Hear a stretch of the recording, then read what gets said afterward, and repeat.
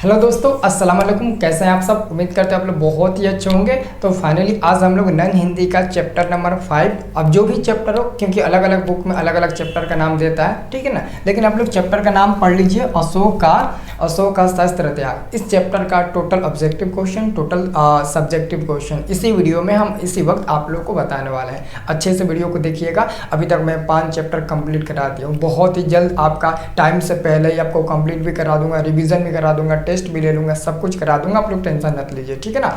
और 4 चैप्टर तक जो पढ़ाए हैं ना, उसका टेस्ट हम ले चुके हैं ऑलरेडी ऐप पर। जो लोग ऐप नहीं डाउनलोड किए हैं, डिस्क्रिप्शन में लिंक है, ऐप को पहले डाउनलोड कर लेना। और न्यू यूजर से उससे आप लोग लॉग इन करें। नहीं आएगा तो आपके भाई या फिर चाचा वोचा जो भी होंगे उनसे न्यू यूजर से उसे लॉगिन करा लेना, ठीक है ना, ताकि आप लोग भी टेस्ट दे सको, ठीक है। तो चलिए आज का वीडियो स्टार्ट करते हैं। सब लोग वीडियो को लाइक करना और चैनल पर पहली बार आए होंगे तो चैनल को भी सब्सक्राइब कर लीजिएगा। देखिए दोस्तों, आपका जो पहला नंबर क्वेश्चन है ना, पहला नंबर दोस्तों क्वेश्चन आपका है इस चैप्टर का कि अशोक का शस्त्र त्याग शीर्षक पाठ में किसने कहा जब मेरे शरीर में प्राण रहेंगे अहिंसा ही मेरा धर्म होगा। मतलब कि महात्मा गांधी जैसा इनका भी नाम था। तो आंसर हमारा हो जाएगा, क्या हो जाएगा, सम्राट अशोक। ऑप्शन नंबर आपका यहाँ पर सी नंबर दोस्तों बिल्कुल सही जवाब हो जाएगा। अब दोस्तों अगला हमारे पास क्वेश्चन नंबर आता है दूसरा नंबर। ये क्वेश्चन है, अशोक और सभी सरदार कैसे वस्त्र धारण किए हुए हैं? कैसे? तो पीला। अगर आपका कहेगा, ये क्वेश्चन पूछ दिया, ये क्वेश्चन कई बार पूछा गया, इसी में से क्वेश्चन पूछेगा, बाहर से नहीं पूछेगा। तो आप लोग बता देना पीला यानी कि येलो कलर। कौन सा कलर दोस्तों? Yellow colour. इसको इंग्लिश में येलो नहीं बोलते हैं जी। तो हमारा आंसर हो जाएगा डी नंबर हो जाएगा, ठीक है। अब देखिए दोस्तों अगला हमारे पास क्वेश्चन आता है, ये देखिए, शस्त्र त्याग के बाद अशोक ने कौन सा धर्म अपनाया था? शस्त्र त्याग के बाद जो अशोक थे वो कौन सा धर्म अपनाया था? ये बहुत ज़्यादा इंपॉर्टेंट क्वेश्चन है। तो बौद्ध धर्म दोस्तों, पटना में अभी बौद्ध धर्म में बहुत लोग मिलेंगे। एक फोन आ रहा है जी। पटना में आपको बहुत मतलब ना ज़्यादा संख्या में बौद्ध धर्म के लोग आपको मिलेंगे, ठीक है ना। तो आंसर याद रखना, आपका बौद्ध धर्म हो जाएगा। ऑप्शन नंबर आपका यहाँ पर डी नंबर बिल्कुल सही जवाब हो जाएगा, ठीक है। अब दोस्तों अगला क्वेश्चन देखिए, अगला क्वेश्चन हमारे पास 4 नंबर है। 4 नंबर क्वेश्चन है, तिब्बत में बौद्ध धर्म का प्रचार प्रसार किसने किया था? तिब्बत में देखो क्वेश्चन है आपका आर्यभट्ट और अतीश दीपंकर या फिर शांतिर या फिर हरिभद्र। तो अतीश दीपंकर, ठीक है ना। आंसर आपका यहाँ पर दोस्तों बी नंबर बिल्कुल सही जवाब हो जाएगा। आंसर यहाँ पर आपका बी नंबर बिल्कुल सही जवाब हो जाएगा, ठीक है ना। इसे आप लोग नोट कर लीजिएगा, इसका आंसर आपका बी नंबर बिल्कुल सही जवाब हो जाएगा। थोड़ा सा कॉल आ रहा है, मैं मोबाइल को उधर रख देता हूँ, ठीक है। तो हमारा आंसर हो जाएगा दोस्तों ऑप्शन नंबर बी हो जाएगा। अब देखिए अगला हमारे पास क्वेश्चन नंबर 5 है। क्वेश्चन नंबर 5 है कि अशोक का शस्त्र त्याग शीर्षक एकांकी में किसके महत्व पर प्रकाश डाला गया? किसके महत्व पर प्रकाश डाला गया? हिंसा के महत्व पर, अहिंसा के महत्व पर या फिर अशांति के महत्व पर, भी मारे गए व्यक्तियों के महत्व पर प्रकाश डाला गया। तो इसका आंसर आप लोग क्या बताएंगे? बहुत इंपॉर्टेंट क्वेश्चन है, ठीक है ना। इसका आंसर आप सब लोग याद रखना। आप ऐसे ही समझ सकते हो। अभी हम लोग किसके, हिंसा या फिर अहिंसा के बारे में बात कर रहे हैं, तो हम लोग अहिंसा के बारे में बात कर रहे हैं ना। तो अहिंसा मतलब कि सम्राट अशोक ने कहा था जब तक हमारे शरीर में जान है, प्राण है, तब तक हम अहिंसा के साथ ही रहेंगे, ठीक है ना। तो अहिंसा ही उनका धर्म था, समझो, ठीक है ना। आंसर आपका यहाँ पर बी नंबर मिल जाएगा। अगला हमारे पास क्वेश्चन है, 4 साल से युद्ध के पश्चात कौन जीत नहीं सका? 4 साल के युद्ध के बाद कौन जीत नहीं सका? कलिंग। और ऑब्जेक्टिव में कभी कभी पूछता है कि 4 साल का युद्ध कौन सा चला था? कलिंग का युद्ध चला था। कलिंग का युद्ध कितने साल का चला था? तो 4 साल का चला था। आप लोग ये बता देना, ठीक है।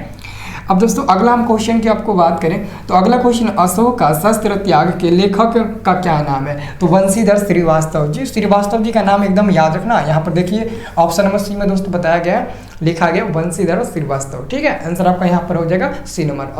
अशोक का शस्त्र त्याग पाठ के लेखक कौन है? तो यही होंगे। वह याद हो गया ना? आप कमेंट करके ज़रूर बताना कितना प्रश्न याद होता है, सारे प्रश्न याद हो जाता है कि नहीं। बहुत बेहतरीन तरीके से आपको मैं बता रहा हूँ, सारे ऑब्जेक्टिव सब्जेक्टिव क्वेश्चन सब एकदम इंपॉर्टेंट है, इससे बाहर नहीं पूछेगा। तुम लोग टेंशन मत लो, मैं तुम लोगों को ना 95+ नंबर दिलवाऊंगा, बस राइटिंग सुधार लीजिएगा आप लोग। कलिंग महाराज की कन्या का नाम क्या था? कलिंग मतलब पद्मा। देखो ध्यान से देखना, कलिंग महाराज की जो पत्नी थी, पत्नी का नाम पूछा, पत्नी यानी कन्या, समझते हो ना। तो क्या नाम था? पद्मा, ठीक है। कभी कभी दोस्तों ऐसा ऑप्शन में दिया रहेगा, देखो टाइपिंग में थोड़ा सा वैसे दिख रहा है, लेकिन पद्मा ऐसे आपको ऑप्शन दिखने को मिलेगा। तो पद्मा वही है, ठीक है ना। आंसर आपका ए नंबर मिल जाएगा।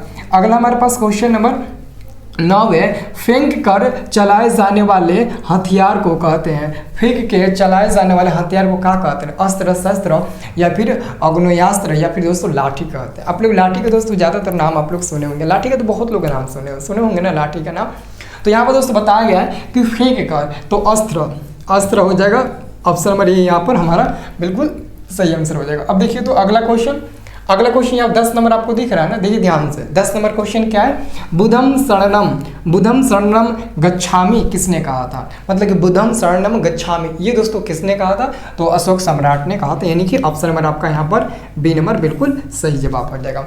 10 में से 10 तो आपको नहीं याद होगा, बट अगर आप अच्छे से मन से पढ़ेंगे ना तो दोबारा आप जब इसका ऑब्जेक्टिव क्वेश्चन करेंगे ना तो पूरा का पूरा आपको याद होगा।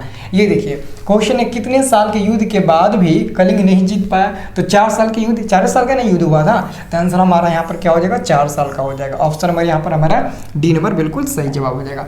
अगला क्वेश्चन आपका ध्यान से देखिए। ये क्वेश्चन है स्वयं पकड़ में आना का अर्थ क्या होता है?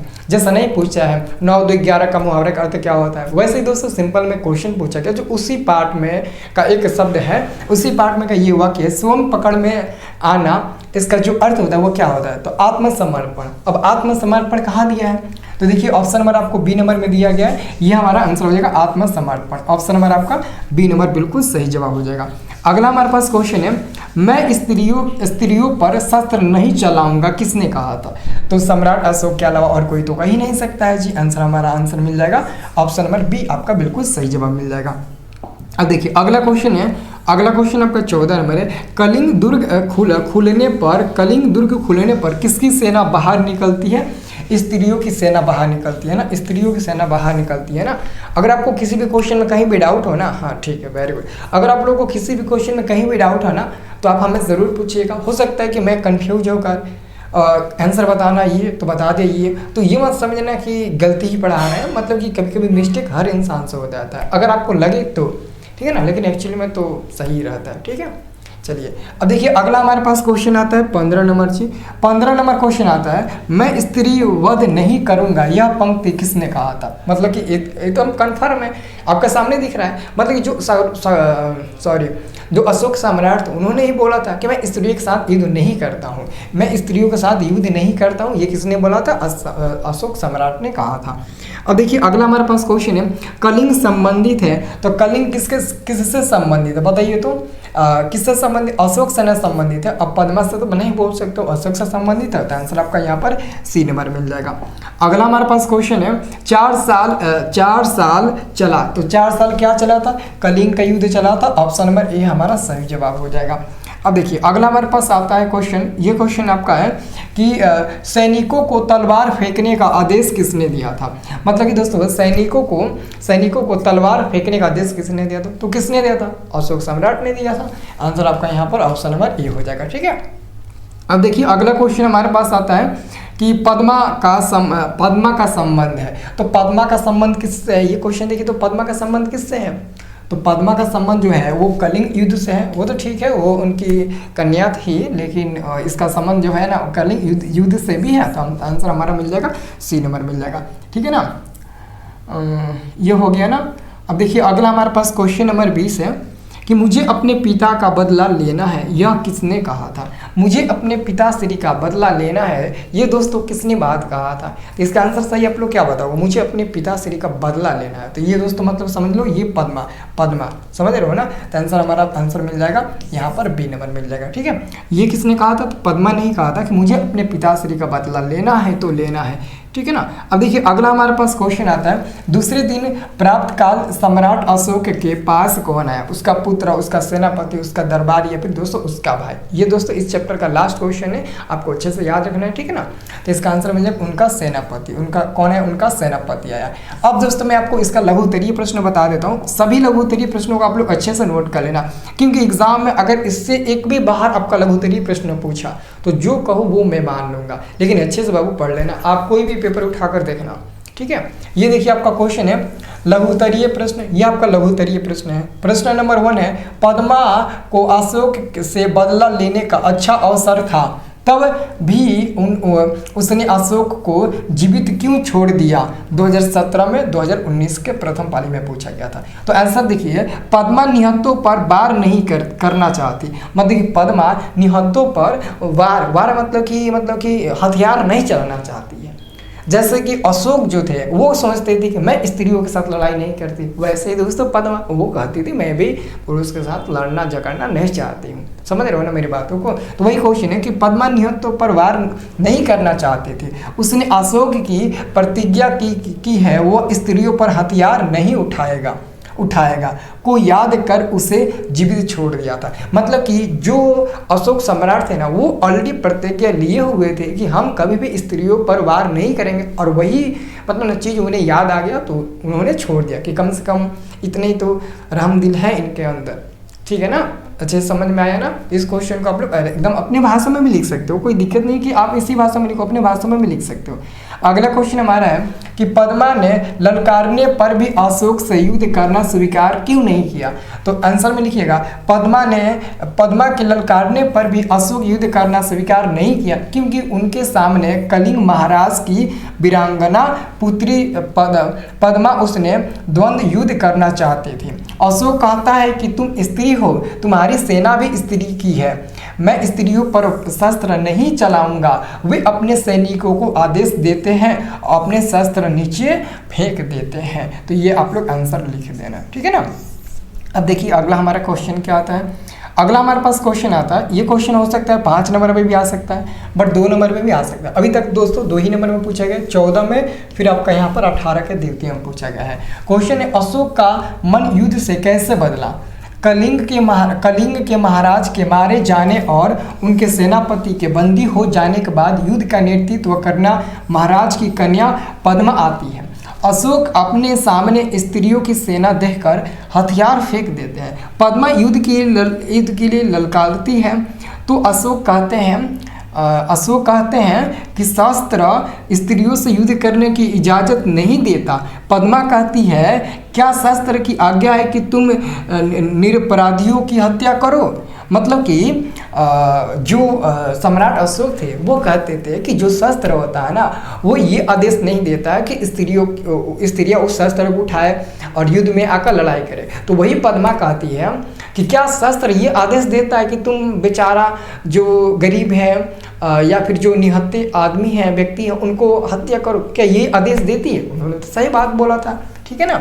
अब उसके बाद से देखिए, अशोक सिर झुका लेते हैं, लाखों प्राणियों की हत्या से उनका मन पिघल जाता है और मन कभी युद्ध न करने का निर्णय लेते हैं दोस्तों, ठीक है ना? ये आप लोग लिख देना। अब देखिए अगला हमारे पास क्वेश्चन आता है, ये आपका क्वेश्चन नंबर कितना है? क्वेश्चन नंबर आपका 4 है। सैनिकों को उत्साहित करने के लिए पद्मा ने क्या किया, क्या कहा? ठीक है, तो उत्तर लिखिएगा, अपने सैनिकों को उत्साहित करने के लिए राजकुमारी पद्मा ने अपने सैनिकों को संबोधित करते हुए कहीं कि तुम वीर कन्या, वीर भगिनी और वीर पत्नी हो, जिस सेना ने तुम्हारे पिता, भाई, पुत्र और पति की हत्या की। अब बताओ, इतना इस मतलब ना कन्या का जो पद्मा है ना, उसके पति, पुत्र सभी को हत्या कर दिया गया था, ठीक है ना? सभी को हत्या कर दिया गया था, तो वो कैसे चुप बैठी? वो तो बदला लेबे ना करेगी। आज उसी से तुम्हें लोहा लेना है। तुम प्राण करो कि जननी जन्मभूमि को पराधीन होते देखने से पहले तुम सदा के लिए अपनी आंखें बंद कर लोगी, ठीक है ना? तो ये क्वेश्चन का आंसर हो गया। अब देखिए दोस्तों, आपका एक और क्वेश्चन है, ये लास्ट क्वेश्चन है, बस इसी में से आपका जो भी क्वेश्चन आएगा पूछ देगा। अस्त्र और शस्त्र के अंतर को लिखिए। ये क्वेश्चन 2 बार पूछा गया।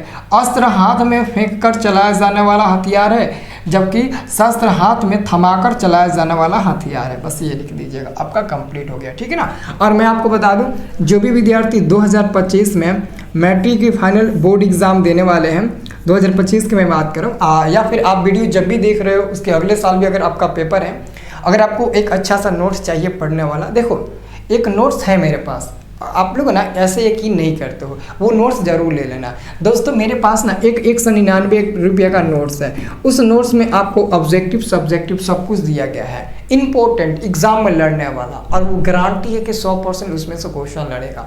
तो आप लोग अच्छे से अगर ले लेते हो ना तो और अच्छा आपका रिजल्ट बन जाएगा, बेहतर बन जाएगा। रुपया कितना लगता है? 200 रुपया। ऐसे आप लोग ट्यूशन कोचिंग में जाकर मंथली 200-300 रुपया देकर पता नहीं महीना में साल में कितना बर्बाद कर देते हो।